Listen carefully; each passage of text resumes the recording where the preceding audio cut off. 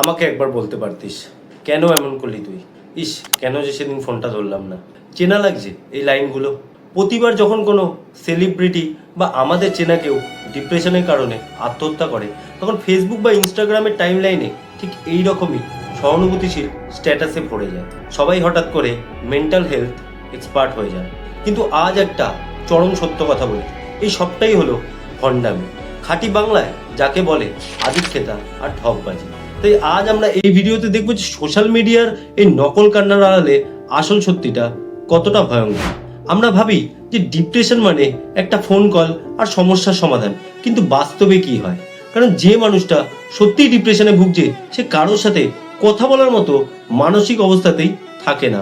সে phone তোলা তো দূরে, বিছানা থেকে ওঠার ক্ষমতাটুকু হারিয়ে ফেলে।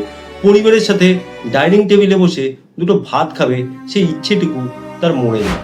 সে শুধু একটা অন্ধকার ঘরে বালিশ জড়িয়ে রাখে আর সিলিং ফ্যানের দিকে তাকিয়ে থাকে, অথবা বারান্দায় দাঁড়িয়ে হিসাব করে যে মাটিটা ঠিক কতটা নিচে। আর তখনই তথাকথিত বন্ধুরা কি বলে জানেন? আরে এই মালটা তো পুরো চেঞ্জ হয়ে গেছে রে, ডাকলে পুরো আড্ডাটাই ঘেটে দেবে, শালা পাগল হয়ে গেছে। কেউ এসে পিঠ চাপড়ে একটু জ্ঞান দিয়ে দেয়, চিল ব্রো, সমস্যা কার নেই, একটু মনের জোর রাখ।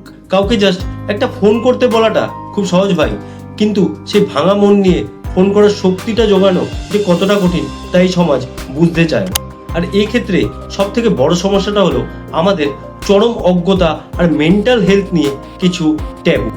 আমাদের ব্লাড প্রেশার হলে আমরা ওষুধ খাই, সুগার হলে রোজ নিয়ম করে ট্যাবলেট খেতে কোনো আপত্তি নেই, কিন্তু যেই না সাইকিয়াট্রিস্ট বা মানসিক ডাক্তারের কথা আসে অমনি সবার মুখ বন্ধ হয়ে যায়। আর এর সব থেকে বড় ভণ্ডামিটা হয় বিয়ের বাজারে।